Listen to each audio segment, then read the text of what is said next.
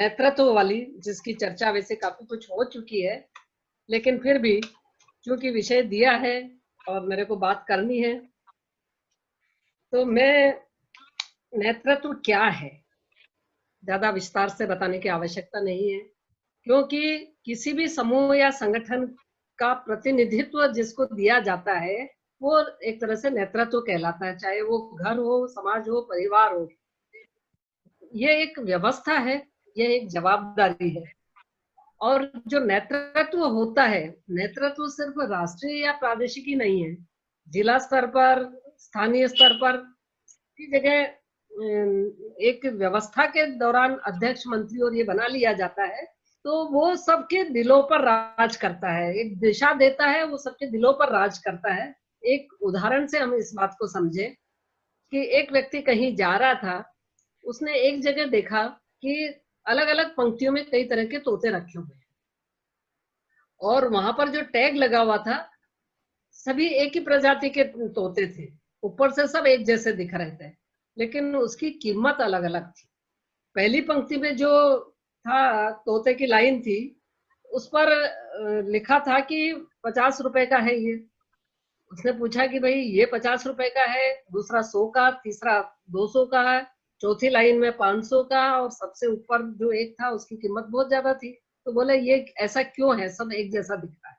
तो उस दुकानदार ने उसको बोला कि पहली पंक्ति में जो तोता है, ये इसकी कीमत 50 रुपए है, ये सेवा का काम करता है, जितना आप बोल दो उतना वो कर देता है। दूसरा जो है वो बीए पास है, वो थोड़ी मेहनत करता है, इसको परिश्रम का काम देंगे तो वो खूब अच्छे से मेहनत करके दिन रात एक करके आपका काम करेगा, इसलिए इसकी कीमत 100 रुपए है। तीसरी पंक्ति में जो है, वो बोले वो मेहनत भी करता है और उसको बहुत सलीके से भी करता है, उसने कुछ अपना आइडिया लगाकर उसको और भी अच्छा तरीके से करता है, तो इसके लिए इसकी कीमत 200 रुपए है। चौथी पंक्ति में है, बोले इसने एमबीए तक पढ़ाई की है, ये योजना भी बनाता है, काम तो करता ही है लेकिन प्लानिंग भी करता है, थोड़ा सा अपना दिमाग ज्यादा चलाता है, इसलिए इसकी कीमत 500 रुपए है। बोले ठीक है, लेकिन अब जो सबसे ऊपर एक ही तोता बैठा है और उस एक तोते की कीमत आपने 5,000 लिखी है, इसका क्या कारण हो सकता है? तो दुकानदार ने बढ़ा, बोले ये कहाँ तक पढ़ा है, क्या करता है, ये सब तो मेरे को नहीं मालूम है, लेकिन इसकी एक आवाज पर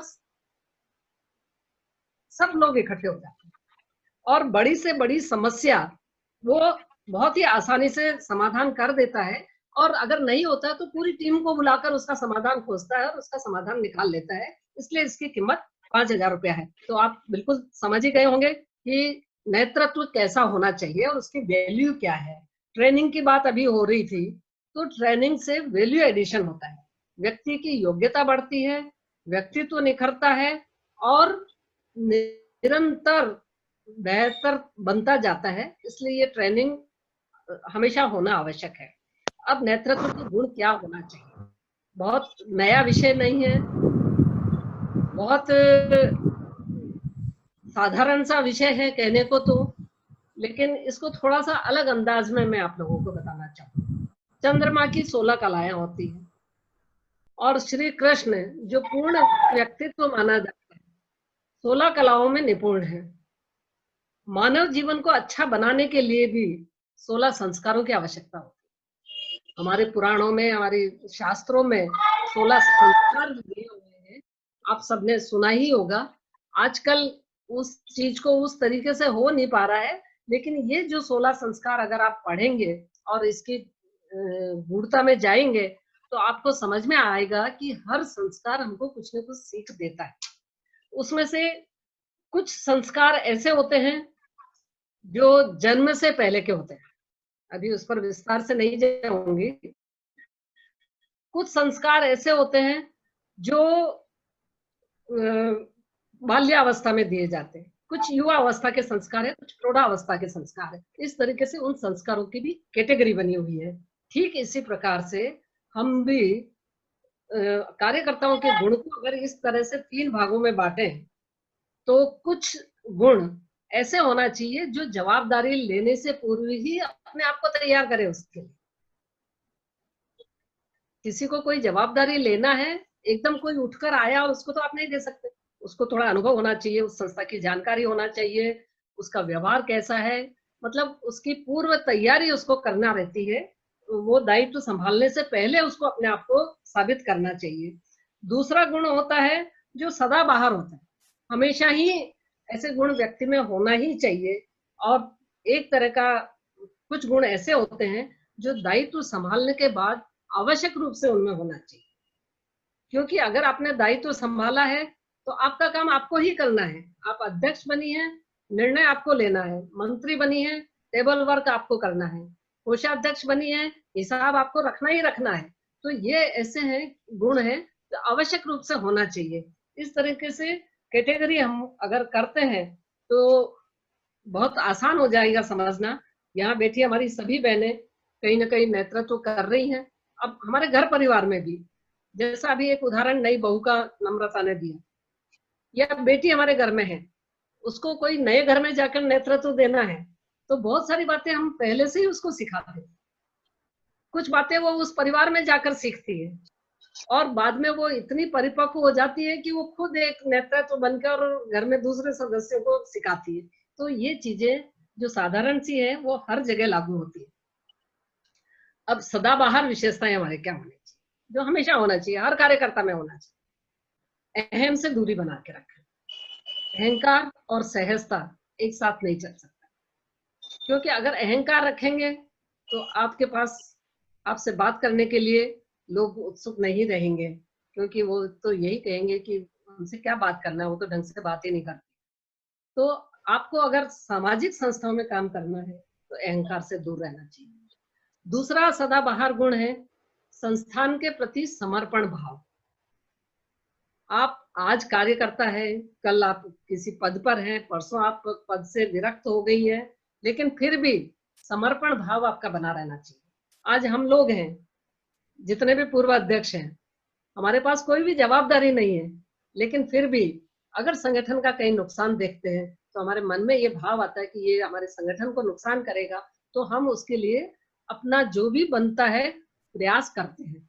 तो ये समर्पण भाव हमारे दिल में होना चाहिए। जिस संगठन से हम जुड़े हैं उस संगठन का किसी तरह का नुकसान नहीं होवे, उसकी छवि खराब नहीं होवे, चाहे उसके लिए हमको अपना त्याग करना पड़े किसी बात के लिए या किसी दूसरे को समझाना पड़े, संगठन की छवि खराब नहीं होना चाहिए। ये समर्पण भाव हमेशा रहना चाहिए। दूसरा, बहुत सहानुभूतिपूर्ण सोच होना चाहिए, दूसरों की बातों को सुने। कई बार क्या होता है, आदमी कोई सुन लेता है शांति से, उसी में उसको शांति मिल जाती है कि मेरे मन की बात किसी ने सुनी, उसका समाधान होगा कि नहीं ये आगे की बात है, लेकिन सुन लेना भी। हम घर परिवार में भी देखते हैं, बच्चों की बात अगर सुन भी लेते हैं या बड़े बुजुर्ग हैं उनकी बात को बैठकर सुन लेते हैं तो बड़ा उनको आत्मसंतोष मिलता है। तो ऐसा सहानुभूतिपूर्ण सोच होना चाहिए, उग्र नहीं होना चाहिए किसी भी बात पर। आप अपने अंदाज से उसकी बात को समझा सकते हैं और उसको समझ शक्ति होना चाहिए, किस परिवेश में कौन व्यक्ति क्या बात कर रहा है और इसके पीछे किस तरह का वातावरण होगा, इसका अंदाज अनुभव से अपने आप लग जाता है। तो वो समझ शक्ति हमेशा होना चाहिए। आपके संपर्कों से सुदृढ़ता होनी चाहिए। मित्रतापूर्ण व्यवहार सबके साथ रखना है, क्योंकि संगठन तो 3 साल का है, 6 साल का है जिस पद पर हम काम कर रहे हैं, लेकिन जो दोस्ती हमारी सब लोगों से हो गई है वो तो सदाबहार है ना। हम तो कभी भी कहीं भी मिलेंगे तो मिलकर प्रसन्नता होती है कि हाँ, मैं आपके साथ फलां जगह ऐसा मिले थे, हम आपसे ग्वालियर में ऐसी बात करी थी, आप बॉम्बे में हम मिले तो ऐसी बात करी। तो एक आत्मीयता का भाव जो आता है, उस संपर्कों को हमेशा सुदृढ़ रखिए। फोन पर बात करते रहिए, अपना जो भी आपके कुछ नियरेस्ट डियरेस्ट होते हैं उनसे मुलाकात किसी भी बहाने से कर लीजिए। होली है, दिवाली है, सबसे राम राम कर लीजिए। तो ये संपर्क हमेशा बना रहना चाहिए। कभी कभी अनौपचारिक संबंध भी हमको बनाए रखना चाहिए, किसी के सुख दुख का साथी हमको बनना चाहिए। ऐसा नहीं है कि जो पद पर है वो ही कहीं जाएगा और किसी से मिलेगा। आपने अपने संबंध बनाए हैं। आप भी, आज कोरोना काल चल रहा है, दूर दूर के रिश्तेदार याद आते हैं कि भाई आप लोग कैसे हैं। महीने भर घर में बैठे तो बारी बारी से 2-2, 4-4, 5-5 लोगों को हम फोन करते रहते हैं। तो हमारी ये जो प्रगाढ़ता है मन की वो बढ़ती है। उसी तरीके से संगठन में भी कभी कभी हम अपनी फोन लिस्ट देखते हैं, बहुत पुराना हमारी सखी याद आ जाती है, तुरंत फोन लगा लिया, भैया आजकल आप कैसे हो। तो ये जो अनौपचारिक संबंध है ये हमेशा बनाए रखना चाहिए। उनका सुख का समय हो तो बधाई देना चाहिए, और कभी तकलीफ है तो उनको सांत्वना देना। ये क्रम हम बनाए रखेंगे तो हमारा ये जो सामाजिक संपर्क है और हमारा सामाजिक कार्यकर्ता होने की एक सार्थकता है।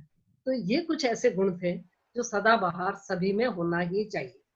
लेकिन नेतृत्व संभालने से पूर्व की तैयारी क्या होना चाहिए? वैसे तो आप इन सब गुणों को इधर उधर आप अपने हिसाब से कर सकते हैं, लेकिन कुछ डिफरेंट कैटेगरी मैंने अपने हिसाब से बना ली है, क्योंकि 16 का संख्या मेरे को पूरी करनी है। अभी मैंने आपको 5 संस्कारों के बाद 5 गुणों के बारे में बताया। अब मैं आपको बताने वाली हूँ और दूसरे 5। पहला, आपका शालीन व्यवहार होना चाहिए। चेहरे पर हमेशा इसी का सब विषय है, मुस्कुराहट रहे, वाणी मधुर रहे, पहनावा आपका शालीन हो। तो इस तरीके से शालीनता से आप पेश आए, क्योंकि आप अपने संगठन का प्रतिनिधित्व करती हैं। आपकी छवि से दूसरे लोग आपके संगठन को जानते हैं। कभी कभी हम कुछ शब्द बोलते हैं, उससे व्यक्ति को समझ में आ जाता है कि ये कौन से संगठन से जुड़ा हुआ है या कौन से परिवार से है। बच्चा घर का आईना होता है, उसी तरीके से हमारा कार्यकर्ता भी हमारी संगठन की पहचान है। तो संगठन की छवि अच्छी बने रहे, हमारे संगठन की, जैसे राष्ट्र की बात हम करते हैं कि हमारे राष्ट्र की छवि बाहर विदेशों में अच्छी बनाने वाले भी हम ही हैं और खराब बनाने वाले भी हम ही हैं। तो ये हमारा दायित्व है कि हम शालीनता के साथ अपने व्यवहार को रखें। दूसरा जो बहुत जरूरी है, संगठन की जानकारी होना चाहिए। जिस संगठन में आप जा रहे हैं उसकी क्या उद्देश्य है, किस कारण से वो बना है, उसके सदस्य कौन से हैं, हम उसमें एडजस्ट हो पाएंगे कि नहीं, हम वहां अपना काम कर पाएंगे कि नहीं, ये सारी जानकारी हमको कर लेना चाहिए।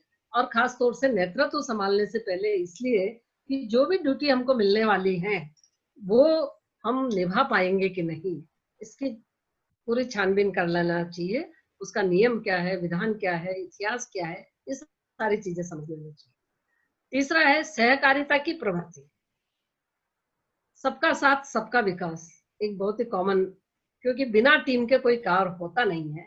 तो टीम वर्क की भावना हमको रखना चाहिए। अकेला व्यक्ति कुछ कर नहीं सकता है, बिना टीम के काम कभी सफल नहीं हो सकते हैं।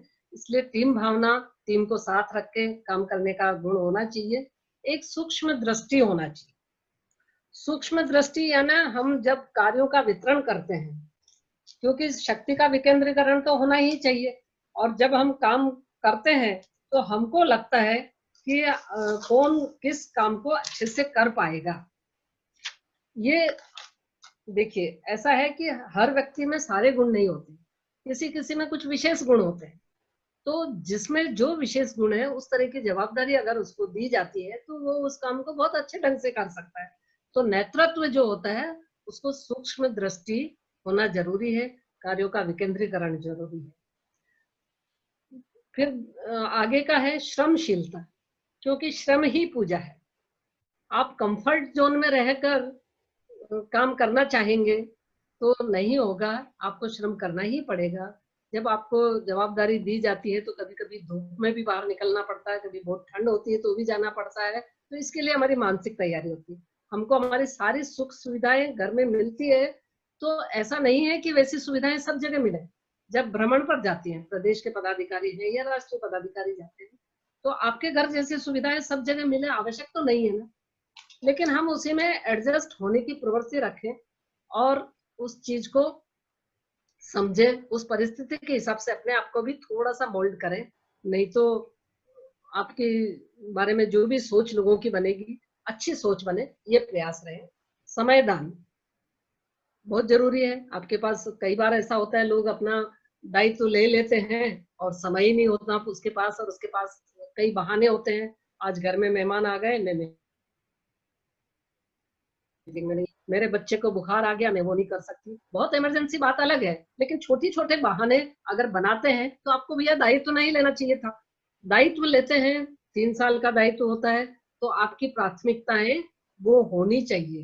इसका मतलब मेरा ये नहीं है कि जब आपको घर की प्राथमिकता ज्यादा महसूस होती है तो आपको घर संभालना चाहिए।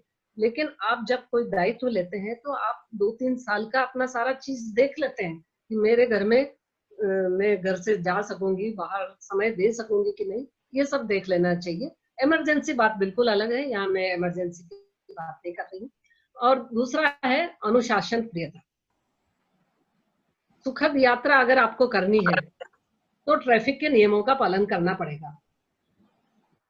आपको बिना अनुशासन निभाए आप कुछ काम कर नहीं सकते हैं। तो ये अनुशासन, डिसिप्लिन में रहना बहुत जरूरी है। खुद को भी और अपनी टीम को भी डिसिप्लिन में रखना है। ब्यूटी इज ड्यूटी है और ड्यूटी को निभाना ही चाहिए। तो इस तरीके से कुछ बातें ऐसी हैं जो पूर्व तैयारी हमारी मानसिकता बने तो हमें कुछ दायित्व संभालना चाहिए। नहीं तो आराम से साधारण सदस्य रहो, जब इच्छा हुई गए, जब इच्छा हुई वापस आ गए, हमारे पास कोई जवाबदारी नहीं है। तो ये बातें हुई। अब दायित्व लेने के बाद बहुत ही गंभीरता से इस पर चिंतन किया जाना चाहिए, क्योंकि जब दायित्व ले लेते हैं तो आपकी प्राथमिकता वो पद हो जाता है। कद से बड़ा पद से बड़ा कद होता है, लेकिन जब पद पर आते हैं तो आपको उनके दायित्व निभाना ही चाहिए। जो भी आप 3 साल के लिए काम करना चाहते हैं उसकी स्पष्ट योजना बनना चाहिए कि हम 3 साल में ये काम हमारे संगठन के मार्फत करेंगे। जैसा कि अभी नम्रता ने अपनी समिति का बताया, आशा जी ने अपने 3 साल का खाका खींच लिया कि पहले साल में हम ये करेंगे, दूसरे साल में दूसरा काम करेंगे, कौन सी समिति कब क्या करेगी, ये पूरा पूर्व निश्चित कर लिया।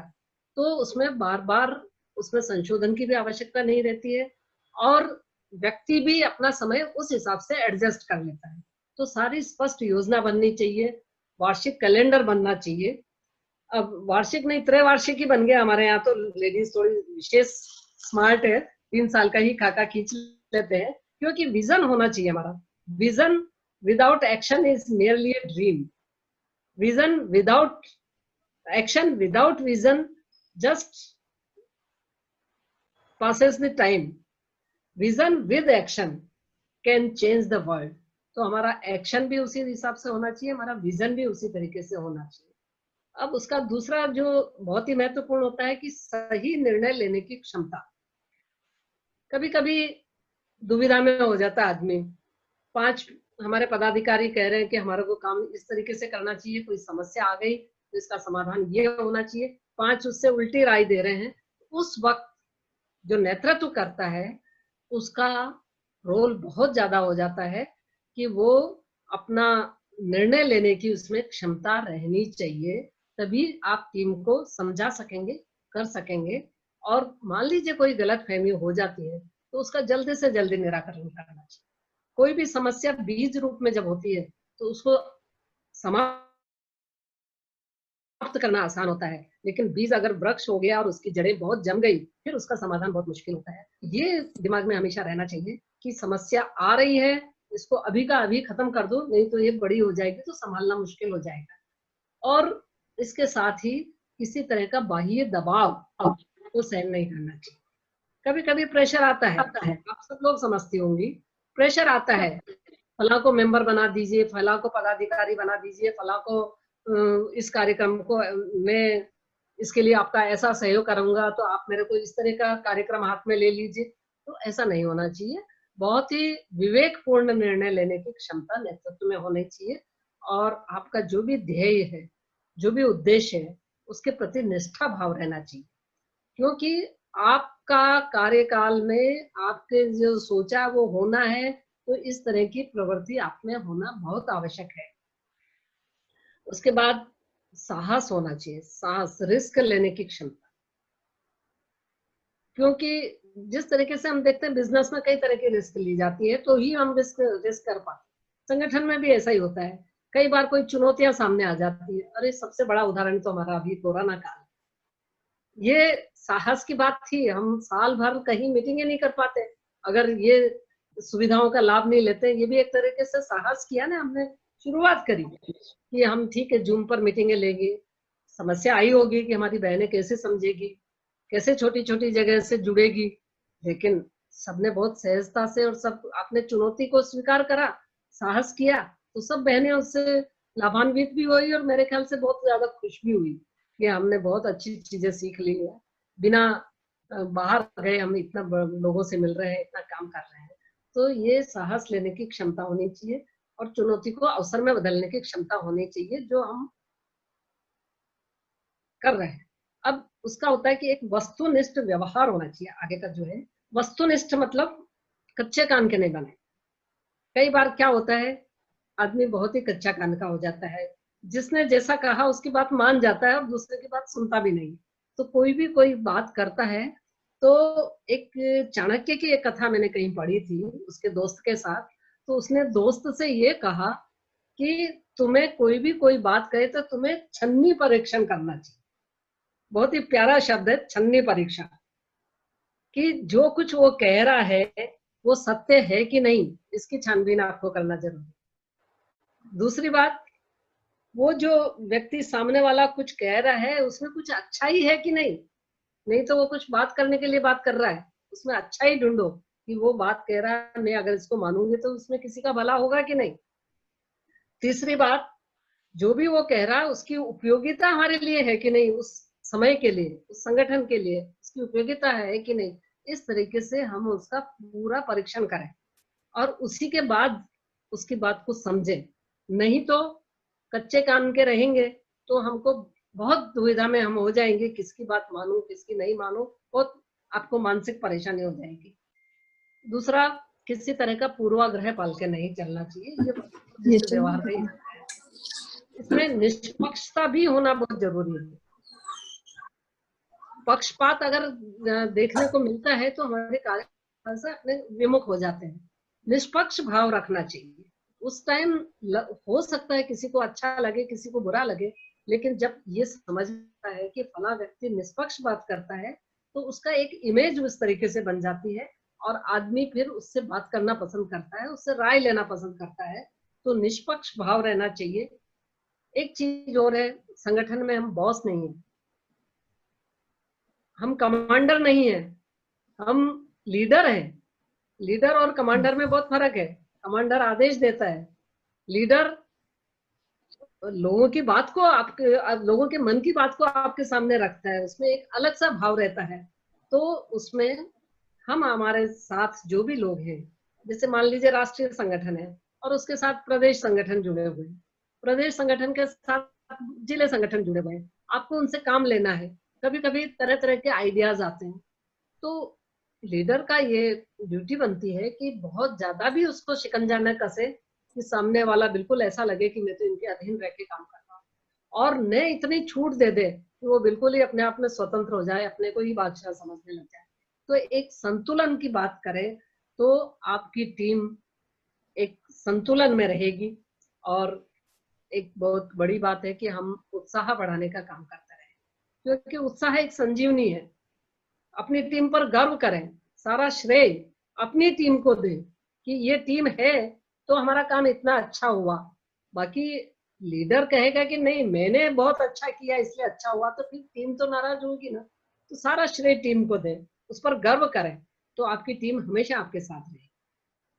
फिर अगला जो गुण होना चाहिए उसका, तो उसको उत्तरदायी होना चाहिए किसी भी काम के लिए। देखिए, काम टीम करती है, कभी कभी टीम से गलतियां भी होना स्वाभाविक है। और अगर लीडर ये कहे कि फला कार्यकर्ता के कारण ये काम खराब हुआ, तो ये अच्छी बात नहीं है। उसके गलती का दायित्व तो आप खुद पर ले रहे हैं, तभी तो वो कार्यकर्ता जुड़ेगा। कोई कार्यकर्ता करा है तो उसको एकांत में उसको समझाए कि भाई इस गलती से ये नुकसान हुआ है, पब्लिक में उसकी गलती कभी ना बताए। बहुत ही गूढ़ बात है, कभी कभी हमारे मीटिंगों में हम एक दूसरे पर आरोप प्रत्यारोप लगता है कि इसने ऐसा कर लिया इसलिए ऐसा हो गया। तो ऐसा नहीं है, लीडर सारी गलतियों को अपने ऊपर लेवे और जो भी काम अच्छा हुआ है उसको श्रेय दान करें। श्रेय दान, उसका उत्साह बढ़ाएं, उसका सारा श्रेय अपनी टीम को दें और उसकी अहमियत को समझें। उसके मन में हमेशा ये भाव होना चाहिए कि टीम को ऐसा लगे कि हमारी अहमियत है, हम भी कुछ हैं, सारे निर्णय हमारे हैं, कार्य हमारा है। तो ये जो अपनत्व का भाव जब आएगा ना, तो वो काम संगठनों में बहुत अच्छा होगा। लास्ट, मेरे ख्याल से आप लोगों ने लिखे हैं और गिने हैं तो हो गया होगा, तो स्व नियंत्रण, अपने आप पर नियंत्रण करना। अभी स्व प्रबंधन की बात विमला जी ने कही, तो हमें कई बार कुछ काम हमको व्यक्तिगत रूप से ठीक नहीं लगते हैं, लेकिन हमारी पूरी टीम चाहती है कि उस काम को किया जाए, तो वहां फिर हम अपना अहम नहीं रखें। ठीक है, ज्यादा लोगों की इच्छा है, वो काम करना है, वो योजना हाथ में लेना है, तो टीम की बातों को माने और उस पर विश्वास करें, और अपने को भी दूसरे हम पर विश्वास कर सके ऐसा स्वयं को बनाए, क्योंकि बहुमत का निर्णय स्वीकार करना बहुत जरूरी है। उस वक्त हम दिल को मस्तिष्क पर सवार नहीं होने दें। दिल होता है भावनाओं का खेल और मस्तिष्क होता है विवेक।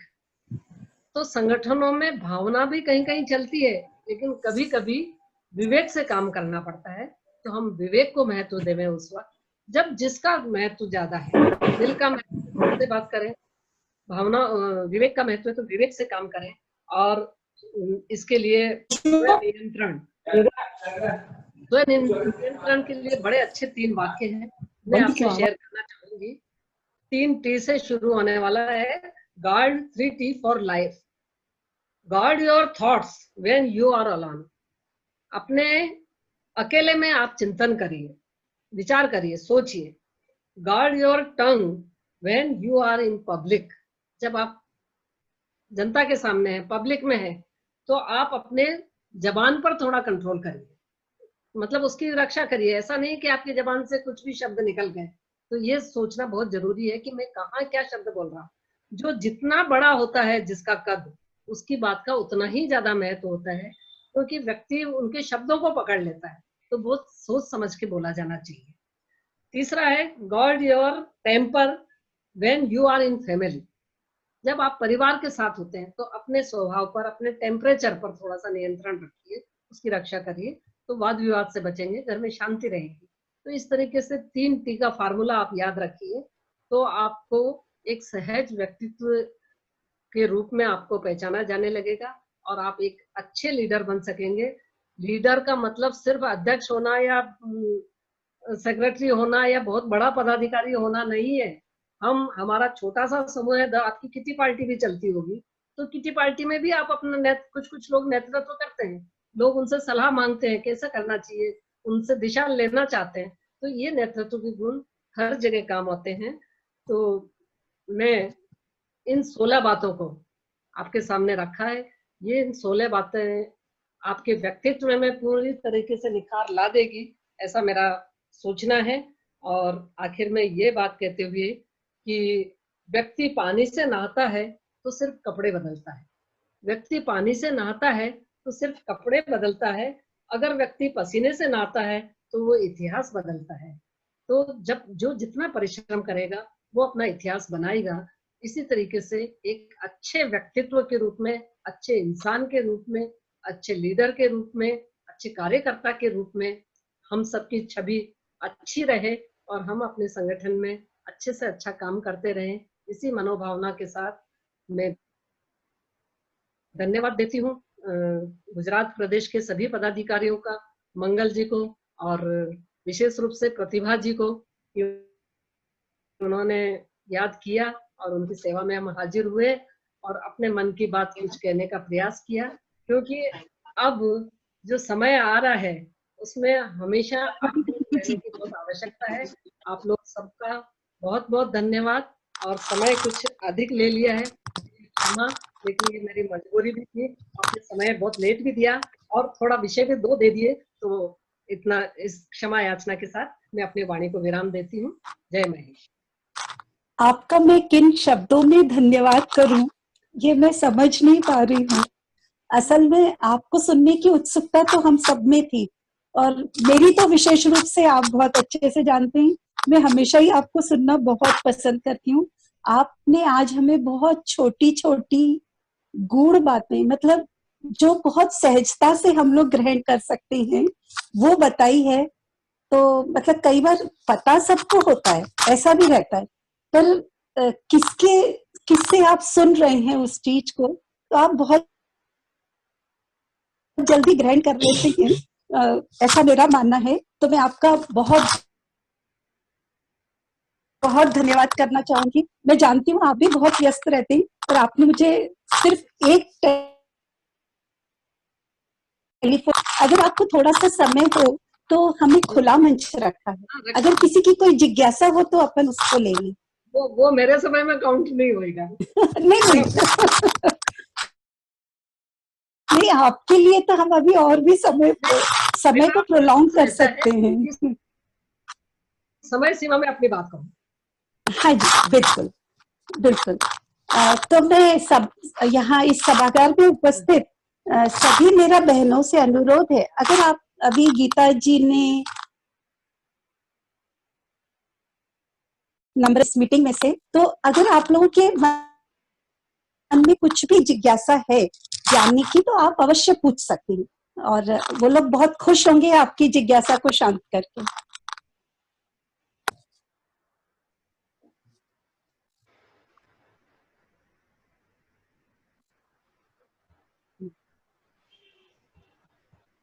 आप अपने जिसने भी